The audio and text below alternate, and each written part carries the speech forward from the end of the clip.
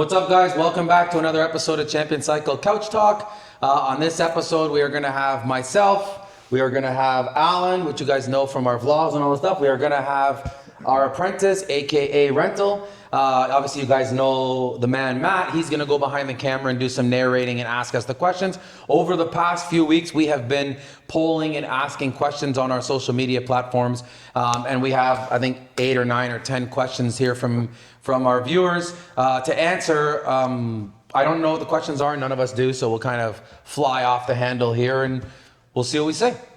Yeah, so I'm gonna hop up behind the camera and I'm gonna read this question to Danny, the master mechanic, Alan, the average Joe, and our apprentice, Rental. I love the name Rental. All right, so our first question here is, do you think ChatGPT will replace tuners one day? Would you like to start? I don't know if people are stupid enough to listen to ChatGPT about tuning and has no experience with tuning. Maybe. Rental? No, because well, every car is different, every bike is different. You can't just rely on a chat AI. Like, it'll give you a range, but it's not going to give you a safe range, and it's just not going to be a good idea, at least for a while, and it will never be specific enough to tune your car. Apprentice. What? Yeah, honestly, we could verbally abuse him for his answer, but we'll... Really? To each their own. We'll leave that alone. We'll let you have that. I don't think it will, only because ChatGPT is AI software, which will be no different than auto-tuning software, for example, in the automotive world. And if you ask DynoJet, for example, about their C3 tuning, auto-tuning software, or any of their other auto-tuning softwares with their Power Vision stuff, and stuff like that, they'll tell you themselves, and these are the people that actually manufacture and code the software, they'll even tell you themselves that the software cannot auto-tune safely in the sense that if I'm looking at an air-fuel ratio as a tuner on a dyno, I can make adjustments plus or minus as much as I see fit. If you calibrate a machine, an auto-tune, or ChatGPT, for example, an AI, to do the tuning, it doesn't actually have some of the common sense that a human would have in terms of values. So sometimes with the auto-tuning software, I'll see it just starts pulling fuel because the software thinks it needs to pull fuel because it's looking at axes, right? A's, B's, C's, ones, and zeros.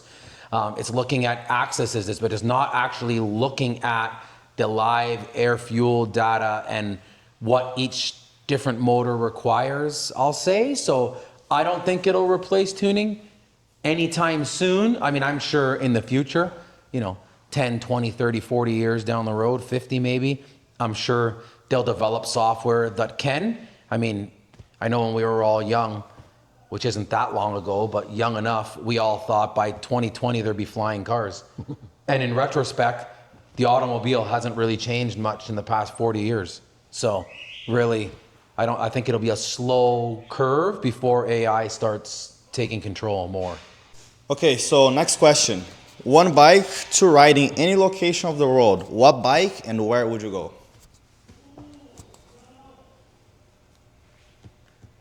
I'll go first if you don't You know. go first, yeah. No, let the Rental go first. I yeah. just thought it'd be good. Like paved road, or literally anywhere? Anywhere? Africa Twin. to Tim Hortons. Africa Twin, I would say. Honda. Africa Twin, okay. To where? To where? Yeah, Italy. what and where? Italy. Okay. Okay. Italy or Scotland. So you're gonna ride it there? Yeah, I'll put very big tires on it so it floats on the water. That's what I was waiting to hear. All right, just making sure you're up to snuff. Go ahead, Alan. Definitely a Harley, and somewhere, I want to say, like the States, maybe Route 66, something like that. Okay.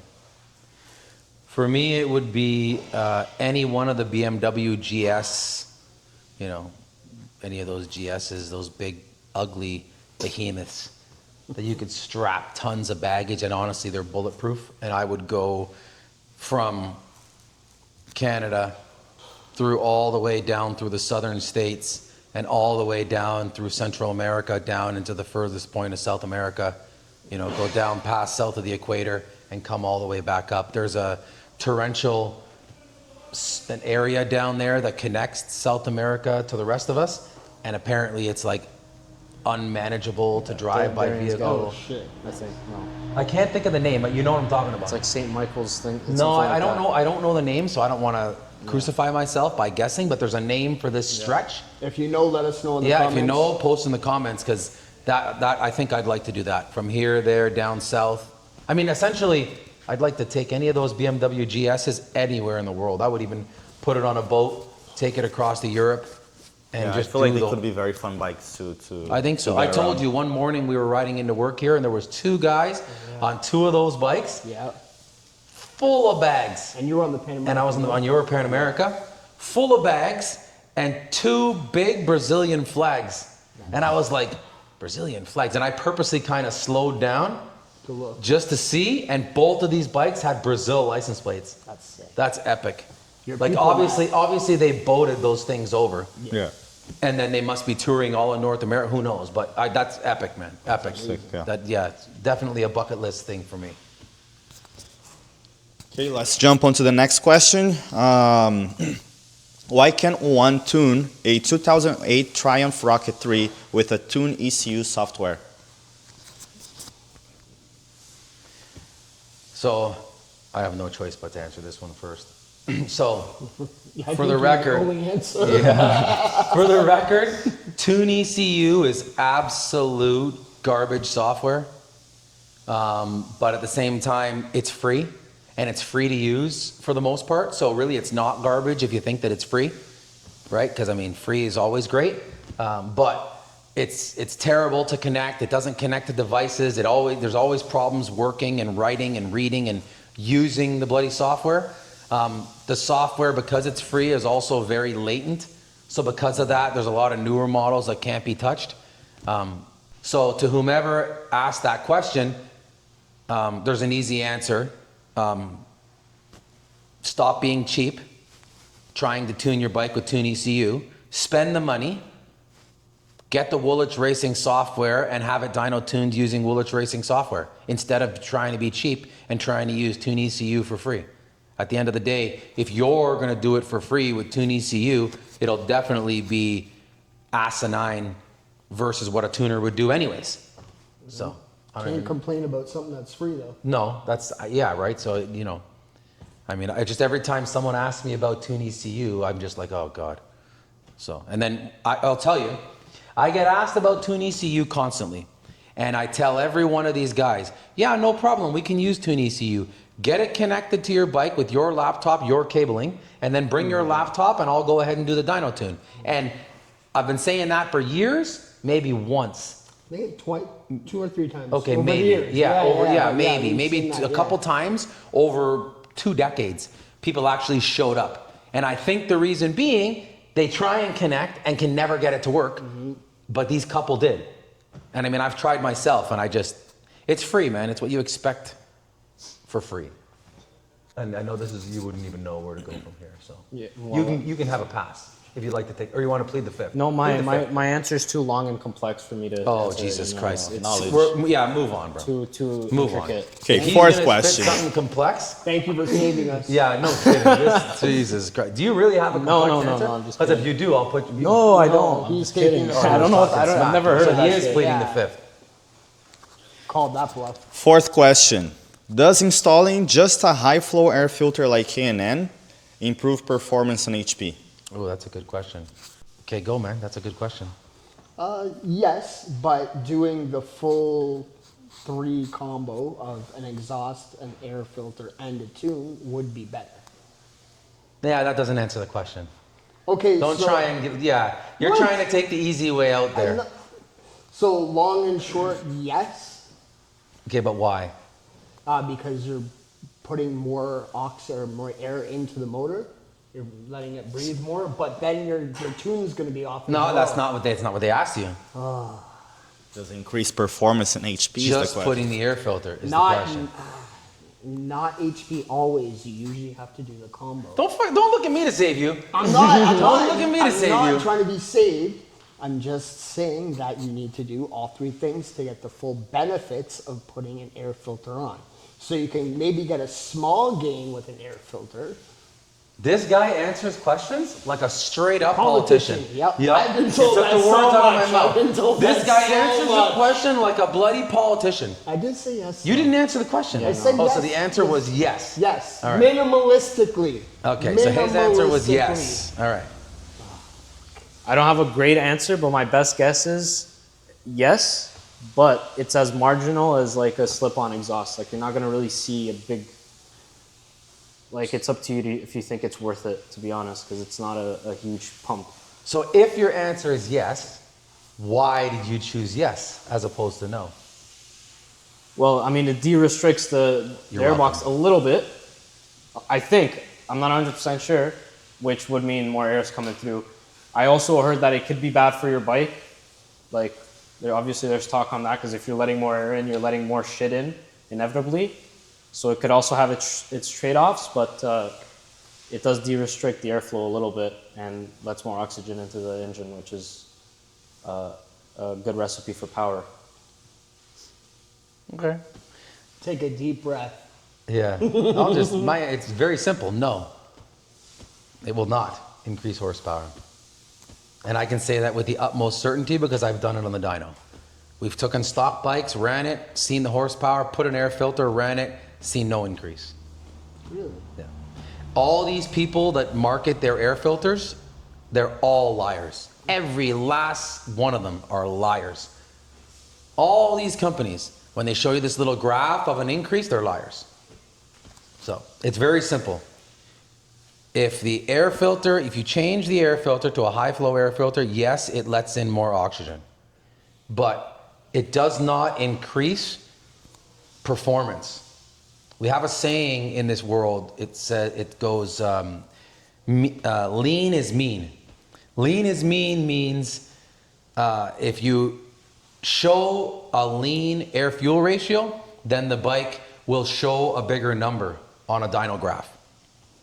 But a bigger number on a dyno graph does not actually equal performance, right? So a lot of the scam in the industry is you'll do a tune, get beautiful performance, then you'll take away, let's say 10% fuel, run a number just to get a higher horsepower number on the graph, because in a lot of cases it'll show a bigger number, but then you'll put back the other graph, the other fuel mapping, because you want the bike to actually perform, because a big number is not performance.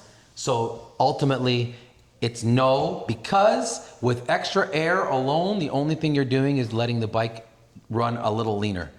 The purpose of putting a high flow air filter is to then be able to add more fuel. Ultimately, the more gas you can make the engine consume, the more power it'll make. So realistically, you give it a bunch of gas, it starts making more power until it chokes out. Let's say you back it off, and then as you back it off and you run whatever air fuel you're running and the bike's running the way it's running, then all of a sudden you add a high flow air filter, let's say for example, then all of a sudden it's that much leaner, so you can add that much fuel back. So yeah, I'd say on its own, it's a no. Oh. 2 O's. Well, I thought the answer was like, never mind. You thought wrong. No, because So did I imagine it like, obviously You were if you add an wrong. air filter, you're going to add more air, but what the fuck is that air going to do for you if you're not going to tune the bike? Like the bike's not going to know what to do. Okay, let's continue this. Okay, do you have to deal with ChatGPT mechanics that thinks they know it all?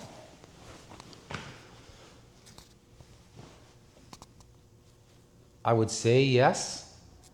I don't know if the people that think they know it all are ChatGPT mechanics. Like I don't know if they got their information from ChatGPT, but we deal with people that think they're mechanics every single day.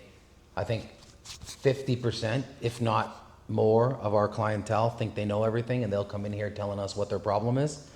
I think back in the day, I used to let that bother us because we'd be like, don't tell me how to do our job, you know, that type of mentality. But nowadays, people come in telling you what to do, we just go ahead and do it, even if it's not the problem. Like a lot of times they'll, like, well, we had a guy bring in a BMW, yesterday? Friday? Yeah, The guy last brought the week. BMW in, he brought a stator and rectifier. And he just said, oh, change these. And then I was like, okay. And then we changed it and we found out the stator was the only thing wrong. But he They said want some change him. money. Yeah, he said change him. We changed him. Obviously, he did his own diagnosis. So, yeah, I don't know. I'm assuming the answer is yes because people are turning to ChatGPT for more of their answers as well as forums. I don't know where they're getting their misleading information from, but I would say yes, definitely. One of them actually works here. Oh, yeah, that's true. He is in our employ. Apprenticeship. And for the record, our apprentice here has been attending a local college doing his mechanic course as well. And he tells us stories constantly from all these little putzes down at that. The haters. Yeah, down at that course that are ChatGPT mechanics, thinking they know everything, arguing with their professor and everything, trying to, teach old dogs new tricks and all the rest of this stuff. What a piece of shit, huh? Can't believe those Kids. That's the future, man. Can't believe those guys, man. That's the future. That's all you young kids. Our future. As soon as I have somebody who's 25-ish and they're trying to tell me things, my God. That Hey, you've forgotten. Oh man, Literally telling you shit that you have forgotten. that's like when we were young, or you were young and you were taught. Your dad is telling you something. For you guys watching, your dad tells you something, or your uncle, or some older guy that you know, or a stripper. you're like, shut up, thinking that you're wiser. But in reality, we're not. You should have listened. You should have listened. One because day now it just kicked in. Yeah, then you got older and you're like, wait a second. That old bum was right. Yep. That old homeless guy, he was right. You know what I mean? You walk by and the old homeless guy is with the tin hat and he's like, they're watching you. Yeah, right. It's coming. And you're like, oh, it's crazy senile guy. 10 years later, there's cameras on every corner. Right? And they're literally watching you. And now they're watching us. Literally. They're always watching us.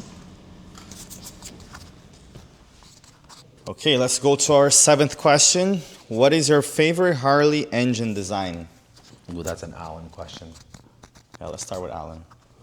I've ridden them all except a knucklehead and a panhead. And I'd have to say M8, regardless M8. I like the Revolution Max for the power it makes, but it's too unpredictable sometimes. Rental? Hard question to answer. You want to pull ChatGPT up on your phone? I should pull And it search back. the What's answer? it like riding a Harley? What's it like to be a man? Oh, wow. Yeah. So he's answering a question with a question. I would like to ask which one makes the most power. That's not what the question was. I know. Okay, I think the M8s look the sickest, in my opinion. I think the M8s look cool. Not because he said M8. I think the M8s look cool. And then, like, all I know is, like, Penhead. I don't even know what those look like. Twin cams I know suck. And then Evos, I don't know what those look like. All I can really say is M8s. Honestly. Why did twin cams suck? How many have you ridden? I hear that they used to have bear problems, like when they came out, like Bear problems? bear problems. Oh, nice, fam. Yeah, fam. Yo, two This is the future. This is the future. So my favorite Harley engine design would probably be the M8. And I don't want to be a bandwagon jumper, but at the end of the day, for the power they make and for how bulletproof they are once you upgrade the cam chest, that's the motor. That being said, I like the Evos. Evos used to spit oil, crankcase pressure issues, oil pump issues. They had their issues, but for how convertible that engine was, there's a reason all these choppers are still using Evo designs, you know? True. Standalone transmissions, like you could do whatever you wanted with those engines. You could put that engine 3 feet up here and put the transmission here, like, Yeah, true. you know, As long as you had a long enough. open shift primary and a bunch of other shit. But you know, you could do right side drive trannies. Like you could do so much with them, so they're very convertible in that sense. So they're probably up there for me, but they didn't make great power. They weren't very reliable, but all around, it's definitely the M8. Once you upgrade the cam chest and do your oil pump, like those motors are so bulletproof, it's insane. So I can definitely attest to that. yeah, Alan's put it through the ringer, Multiple. but yeah. I was trying to think of how I could answer this question with a Toronto accent. You know? Choose my word, Cody. Yeah, that's what they say. I don't even know if that's English. Two's my Nice word, that, Cody. nice Yo, that. three Oh, wow. trees. They're saying that now. They're saying 3 threes, man. What's that even mean? I don't know. I see the videos. I see the memes. I'm sure all you guys have I seen think the memes. the 3-3s is just like making fun of the kids who say 2-2s. What's Our 2-2s? I don't know. Who know? No one knows. They don't Half know. of 4-4s. I guarantee you, there's probably one person in Toronto that knows what 2-2s means. No one even talks like Well, that. walk Two is out for on the like west putting it's two like- and two and go together, see. probably. You know, like saying like put Like put two and two together? Maybe. 2-2s, you know? Yeah. Like But it's those like- kids it's like even saying know no that, cap. that slang. What's no cap mean? Like, I'm not lying. No capitals? Like, You know what, guys? Vote if you want us to drop rental off at Jane and Finch to ask about slang. Yeah, that's That'll be a good that's video. a good video. Yo, We'll vote just for take that. him to the back of lane. Yeah, right. Yeah. We'll just take him, no, not just in the parking lot. We'll take him to the back of one of the alleys of lane and we'll put him right in the middle of it, We'll get you a vest. right by the school. And he'll be like, guys, there's a bunch of shoes hanging on He telephone doesn't wires. know the danger he's in. No. But no, what I was saying was I hear all this stuff. If you guys hear the way we talk, we are from Toronto, born and raised. Alan's the same. You hear the way we talk, the rental's the same. He's young. He doesn't use that. I see these videos coming up and you get some little trash and they're just like, yo, Yeah, but that's the two reason you It's see him, though. It's 'cause, like, Tutu's my word, fam. Crody, what the hell? And And we- they're asking these little girls that are wearing baggy sweatpants and Air Forces, looking like little boys themselves. And I'm like, what's your favorite Toronto word? And they're like, yo, Crody, for real, fam, Crody. Gerber? They're like, what? Yeah, Gerber. What does that even mean? And we're like, well, if you're a Gerber. It's like, what the fuck does that mean? Does that mean you're a baby? Because Gerber food, like, what does that mean? That's Baby what food? it means. You're acting like a Gerber. You're acting like a Like, baby. Gerber acting is like a baby food? Yeah. Well, that what it Gerber's is, a actually? company that makes baby food since you were a baby and I was a baby. Maybe Like, he didn't get the good baby. no, he was Portuguese. His parents fed No him name. pig slop. True. But yeah, man. I don't know. All right, let's move on. All right. What is the best bang for your buck way to increase performance on a bike? Ooh, easy answer. ECU flash tune. Bone stock bike. Send the ECU to your local tuner. Send it to anybody reputable. Obviously, not your local tuner if they suck. Find a reputable tuning shop or tuner that does mail-in ECU flashes. Mail your ECU flash wherever you want that's reputable. Have them de-restrict and open up and flash tune the ECU. As long as they're reputable, it's night and day. Right out the gate, night and day difference, even on a bone stock bike. So I do agree that is a good question, but I would like to be the politician and answer it with a question. What would I do if I had a 2026 model that doesn't have that ECU unlocked yet? Easy. What would I do? Wait. What if I'm impatient? Like you have a lot of people Yeah. that have gone through it. Yeah, it's easy. I would tell you what I tell impatient people. Wait. Okay. Give me your name and number. When that software becomes available, we will give you a call. Oh yeah, you had a Ducati list like We that. do it all the time. BMWs, when they came with the new 2025s or whatever, we were building a list. The new Triumphs that they're just opening up a lot of these computers now. And sometimes if they're already doing certain models, but certain aren't, but we find over time through experience that they're using the same ECU part numbers in a lot of the newer bikes. All we tell people is bring the ECU, we'll try and read the ECU, and we'll see if we can do it or not. See if it will work. And if a lot of times if it doesn't, we can submit that readout to our ECU software programmers and they can add that part number or that information into the software that then allows us to unlock and do what we need to do. So at the end of the day, patience is a virtue that not many seem to have, especially motorcycle people. Motorcycle people tend to be a different breed of idiot. They live a fast life. Yeah, if only.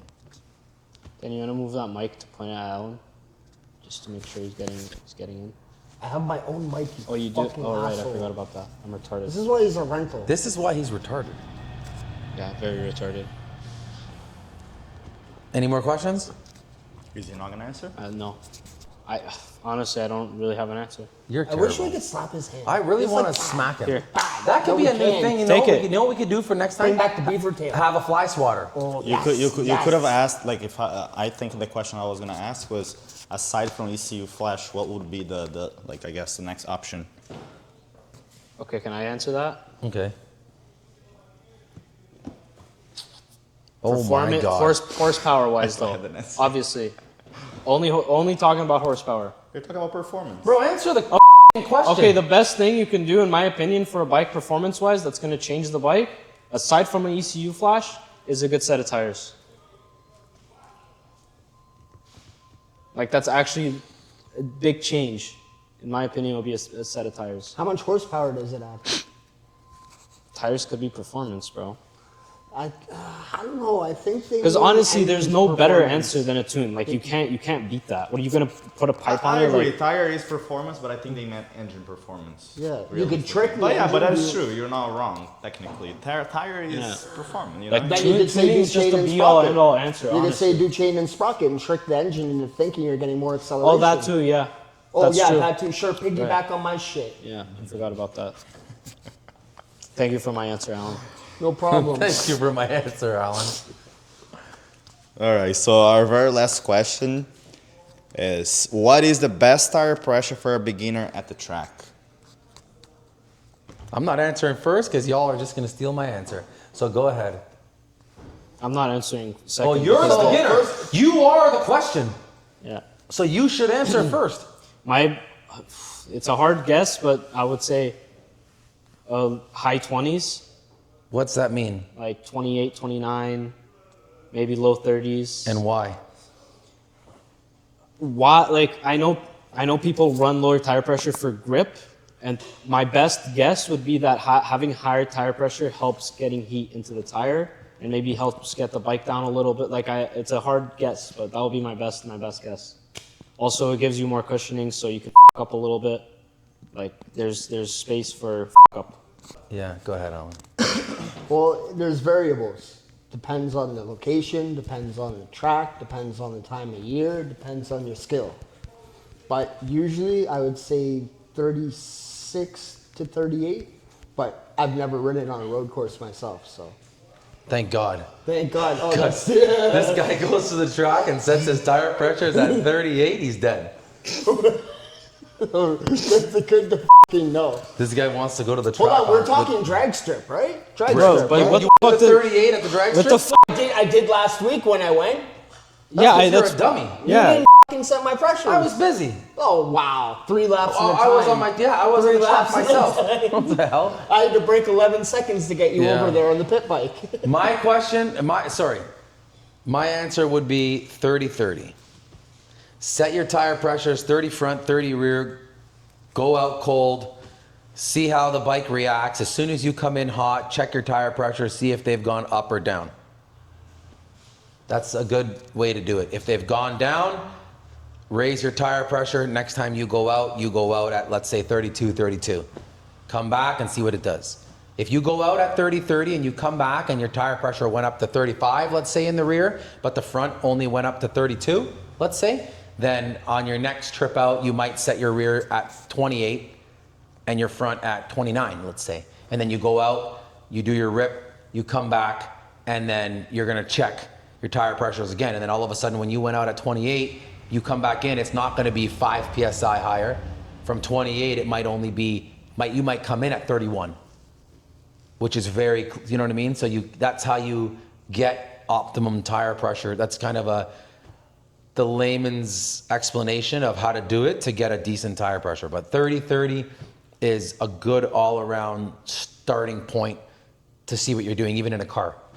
Even in a car, you'd put your track car, I have a track car, and we put the tires at 30-30 to start, and then we get an idea of what we like, and we wound up running the car at 29-29, and it worked. Sorry, 29-29, 29-29. 4 4s, fam, my word. It felt good though. The car felt good. It felt great. But yeah, so 30-30, I think is the best all around to start and then feel it out. Mind you, each manufacturer has their own. If you go on Dunlop's website and you're running Dunlop Q5s or whatever, it'll tell you. If you're running Michelin pilots, God forbid you're not, but if you are, God. make sure you go on their website and see what they read, what they say. But I mean, if you don't want to be bothered and you're not going to ask ChatGPT, 30-30. Let's ask ChatGPT. But Straight up. what does your tire pressure why does he raise? Because you're building Because so you're much build- pressure yeah, and the going faster so you fast. go. I should have known that. I'm fucking idiot. That's okay, You're getting more heat into the tire, and And it it's changes. I just don't know the pressure change So because that's of that. like, I'll tell you, Builds I was getting a pressure. flat tire. A few weeks ago I got a flat tire on my way home. And as I watched, the TPMS sensor was in my car. As I watched the TPMS sensor going, like literally, I was just driving along, and then all of a sudden the truck was like, you know, low tire pressure or whatever. And then I was like, what the hell? And then I turned the TPMS sensor screen on, and I literally watched the tire pressure go 35, 34, 33, 32, 31. And honestly, you know what I did? I sped up. Gas, yeah. I hit the gas, and I was going faster, which slowed down the deflation, yeah. because I was all of a sudden building pressure. So Well, heat expands. Tire gets hot, heat expands. That's why the race cars, they use nitrogen. Well, yeah, why- it stays steady. And vehicles, new vehicles now, Well, a yeah, lot of new them, they vehicles, come with yeah. nitrogen tires, and then But it's just annoying for street cars. it's, yeah. But- Well, not if it's your family van, right? Like a family vehicle, when we bought a brand new Grand Wagoneer or whatever, it came with the green valve caps that it was nitrogen filled, and I loved it because tire pressure never changed. It never changes. The Never only thing is changes, filling it, no. right? You actually have to go somewhere that has nitrogen. Yeah, of course, That's yeah. what I mean by it's Yeah, annoying. yeah. But why so, like, why 30? Like, people know that lower tire pressure usually can correlate with a higher grip. So why sit at 30? Because it just makes the tire more malleable, softer, which helps create a little bit more drag, which helps generate a little bit more heat. But at the same time, it won't be hard. It'll be, like I said, malleable and softer. So when you're turning, it's flexing. And depending the tire, it's different. Like a Pirelli doesn't have a hard sidewall. The carcass is very soft on a Pirelli. That's why when you're diving in a turn on a Pirelli, all of a sudden it's like the tire will have its movement, the suspension will have its movement, and the tire will have its own movement that you riding with that Pirelli have to account for because they're softer. Whereas if you're on a Dunlop, it's got a harder sidewall, like they have that carbon reinforced, so it's more solid of a tire, right? Bridgestones are the same, so it depends. You know, it varies between tire. So for a beginner, generally 30 is just an all-around safe. You're not going to be that 30 will not be too low, and it will not be too high. It's that simple. It will be a safe starting point. And one last thing to put on that, like, so tire pressure builds up, right? But your goal, if it built up to 35 for example, is to bring it back to 30. My question was, like, if you build up to 35, You go out lower. do you go back to 30 again? No, I would start lower. Oh, I see. So you kind of compensate those 5 Yeah. that you went up. Yeah, because I if see where you're okay, going so now. look, I see. for example, when we were there with the race car the other day, we went out at 30. Came back in, my tire pressure was like that, 36, 30 fucking 4. And we were like, I was like, that's why the car started feeling sloppery and slippery, and it was just sliding out, it was greasy. So I said, okay, so then I put my tire pressure down to 28 and 28 in the front. Went back out, came back in, it was at 30, 29.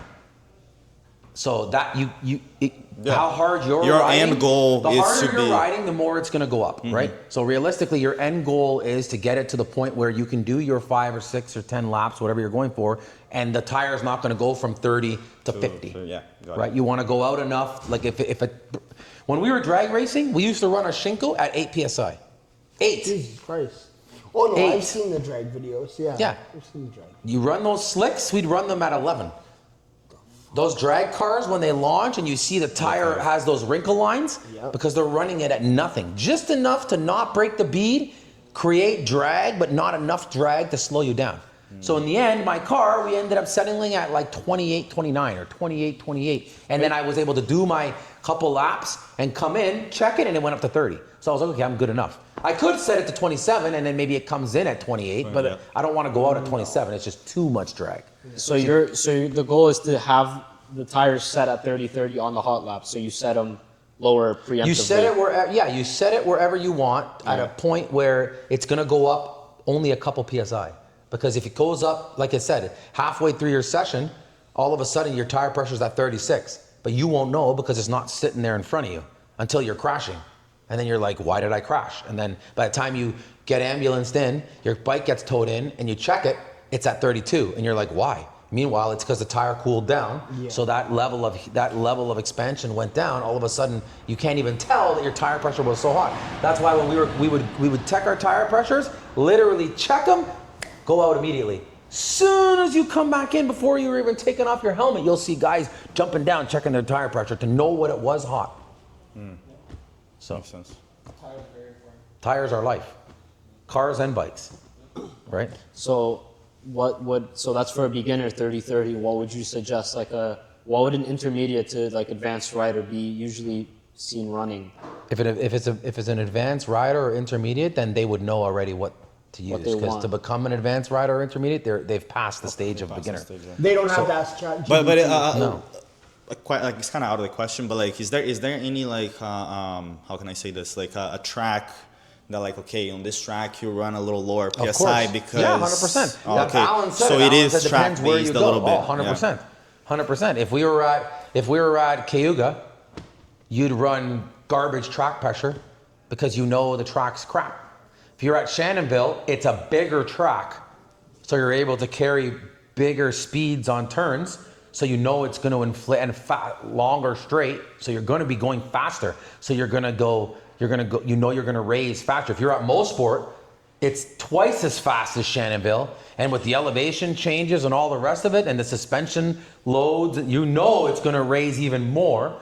So when we were racing in CSBK and stuff, or we were doing AMA back in the day, we would literally have a book for each track, and it would say suspension, this, that, and we would write it down. Suspension, tire pressure, this, testing this, then. Then every time you revisited that track, you'd open that book and you'd see, like for example, off tires, but you'd see suspension, rake -3 degrees, front forks, 3 clicks, rear 5 clicks, sag, 30, whatever. And then all of a sudden, by the end of that weekend, our book would have scribbles all over it and the numbers changing. And then we'd have our numbers at the very end. So then all of a sudden, by the time you're done the season, that data, which is irreplaceable, you would then make your new book and you'd have all your values. So the next time you go to the track, that team of 10 that you were hiring, you don't need those 10 guys anymore. Because as long as nothing's changed, you could just, we're going to Mosport, okay, set it to this, boom, done. Cool. But in the end, a little bit, right? Like for example, so if you like like you're a pro, pro whatever, amateur, like a higher level, not a beginner. You may like running 28. Somebody else may like 25. No, Everything it is a little bit. Everything based on everything is based on feel of operator. Yeah. Cars, bikes, boats, jets. Like it's rider feel. Some guys do like certain things, others don't like. You know what I mean? So I remember back in the day, Michelin had the best drag tire. It was the Michelin Power 1, I believe. You could run a Shinko at 8 PSI just to make it hook good. But you could run that Michelin at 12 PSI. So a lot of guys would run the Michelin because you didn't want that much drag. They did the same job. They would hook the same, but there's just preferences, right? No different than anybody walking into the shop and saying, I want this tire, I want that tire, I want these brakes. It's preference. So rider feel. Is the reason like professional riders run such low PSI because they get a lot more heat than the normal? Yeah, because they need it. Right. Because they're usually hauling ass. More Right? surface So we went to the track last week? Yeah. Last week? No, it was a week before. No, it's 1 week. Was it? Okay, so whatever. We were at the track and we took a guy, it was in the race car, not the bike. And we took a guy that was a beginner out with us for his first time ever. And I set my tire pressures. We told him what to set his tire pressures. We already knew what, we went, we did when we came back in, our tire pressure had gone up 8 PSI right off the pop. This beginner, his tire pressure went up by 1 PSI. And it's just because he was a beginner and he wasn't pushing the way we were pushing, right? When we go into a turn, we're on the brake to the point where the car wants to crash. The car wants to kill you, right? There's no coasting. Nope. There's no cruising. It's all gas Then brake. or all Gear brake. down. You're never gas coasting into a turn. It's gas, brake, gas, brake, gas, brake, gas, brake. There's no coasting. Whereas the beginner, they may be doing a little bit too much coasting, right? It's the same thing on a bike, right? You're always on the throttle. Even when you're off the throttle, you're always holding it just enough so that you can just smoothly rip back on as you come into the turn, right? We go into a turn as a non-beginner, you're thumb braking the rear brake and you're sliding into the turn. You know how much heat that's creating? Whereas a beginner ain't doing that. A beginner is taking the wrong line, going in too hot, coming out too slow, like it's, you know. Yeah, you definitely didn't leave any time on that track. That's No, for damn sure. no, it was fun. All right, that wraps up the questions. That about wraps it up. Yeah. Let me apologize in advance, guys. I know rental was a bad choice. He's just terrible in every way. But we forgive him because he is our rental, and we have rented him for the foreseeable future. So we have no choice but to we have no choice but to invest in him. That being said, hope you guys enjoyed this episode of Couch Talk.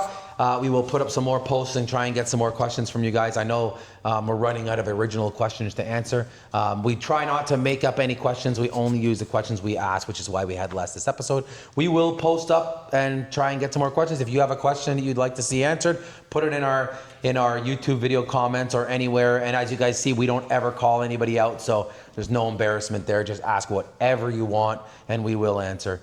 We'll be back again within the next couple weeks. Your boy Alan here, the Average Joe, me, myself, Dan, and the rental may or may not come back. Let's do this. The rental will come back if we get at least 3 people commenting on the YouTube channel to bring back the rental. If we don't get 3 comments to bring the rental back, he is not coming back. Wow. But he's just gonna go set It's up up three to you fake guys accounts. now. We'll know. We'll check. We gotta check. 3 verifiable 3, people. yeah. 3, Verified. yeah. Free the rental. For the rental. Just hashtag free rental. Free the rental. But cool. Fuck. See you guys on the next one.